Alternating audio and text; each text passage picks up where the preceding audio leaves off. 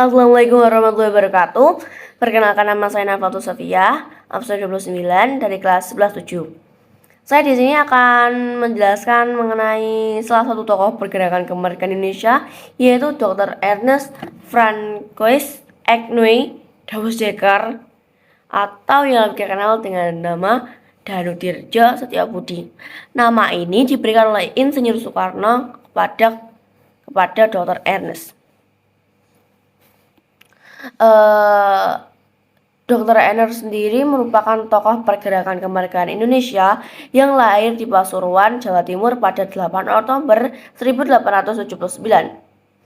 Ayah Dr. Ernest bernama Auguste Henry Edward Dawes-Dekker,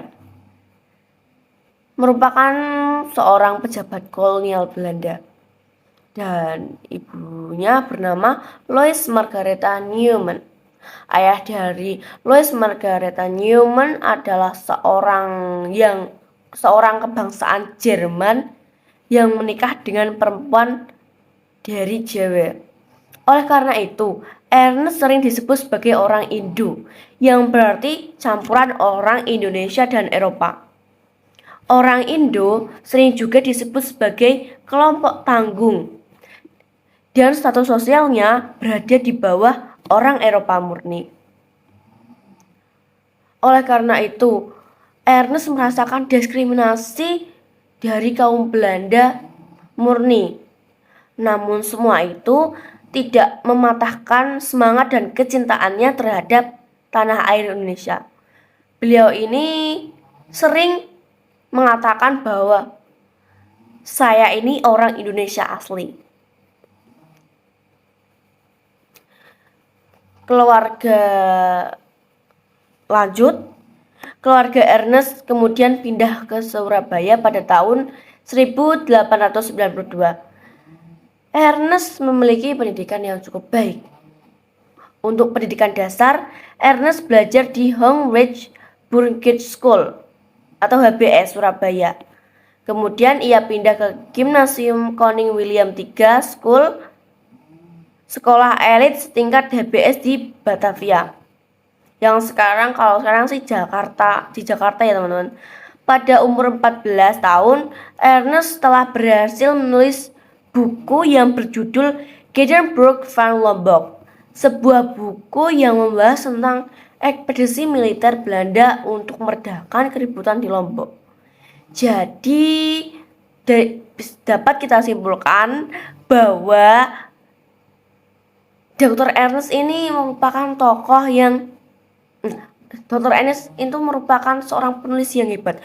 Pada umur 14 tahun saja ia sudah dapat menerbitkan atau menulis sebuah buku. Setelah menamatkan studinya pada tahun 1900, Ernest Dawes-Dekker berangkat ke Belanda untuk melanjutkan pendidikannya di Technische Hogeschool di Delft. Di sana ia mempelajari teknik sipil dan lulus pada tahun 1903. Cukup cepat ya teman-teman. Setelah kembali ke Indonesia, Ernest Dawes-Dekker bergabung dengan sekolah militer di Master College, di mana ia belajar taktik dan strategi militer. Tetapi beliau tidak menyelesaikan pendidikan di sekolah militer di Indonesia. Namun beliau berhasil memperoleh banyak pengalaman dalam bidang militer selama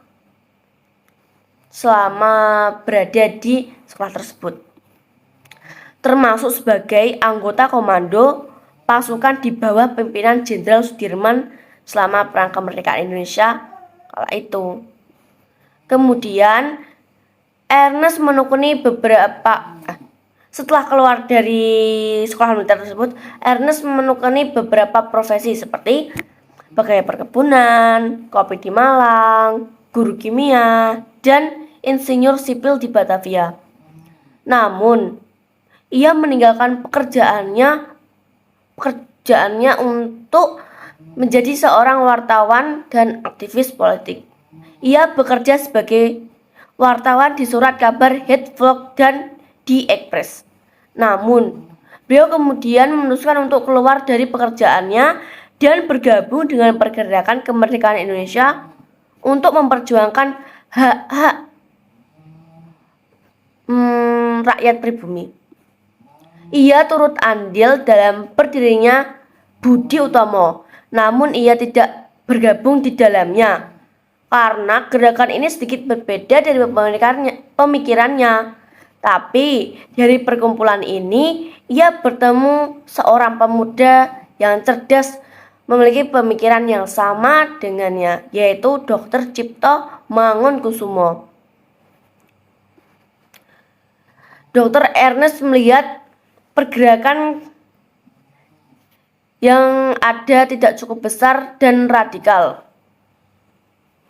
untuk mendukung visi dan harapannya untuk tanah air, maka ia mendirikan Indies Party, partai politik pertama di Nusantara. Partai ini menjunjung tinggi kesetaraan ras, dengan terang-terangan melawan kolonialisme dan memperjuangkan kemerdekaan Indonesia. Doesdecker juga memimpin perjuangan melawan penjajahan Belanda dan seringkali ditangkap dan dipenjarakan.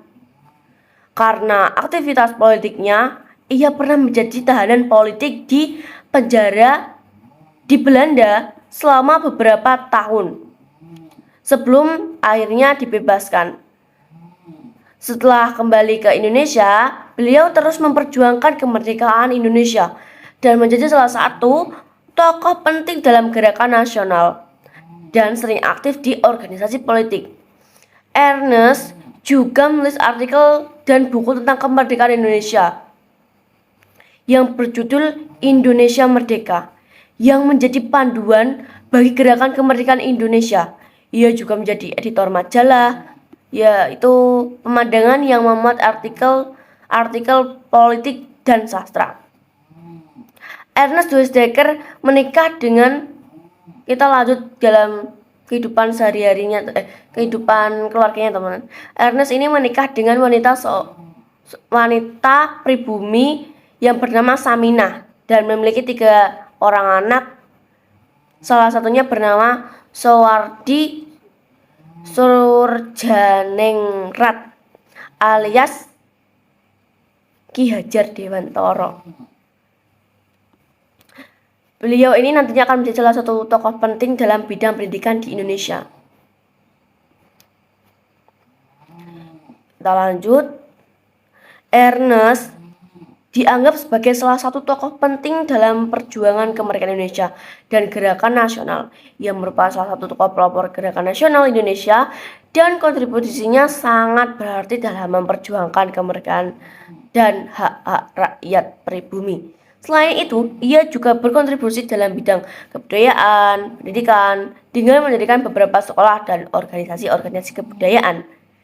Ernest menghabiskan sebagian besar hidupnya untuk memperjuangkan kemerdekaan Indonesia dan menyuarakan hak-hak rakyat pribumi. Namun, perjuangannya tersebut membawanya pada pengasingan dan akhirnya dipenjara.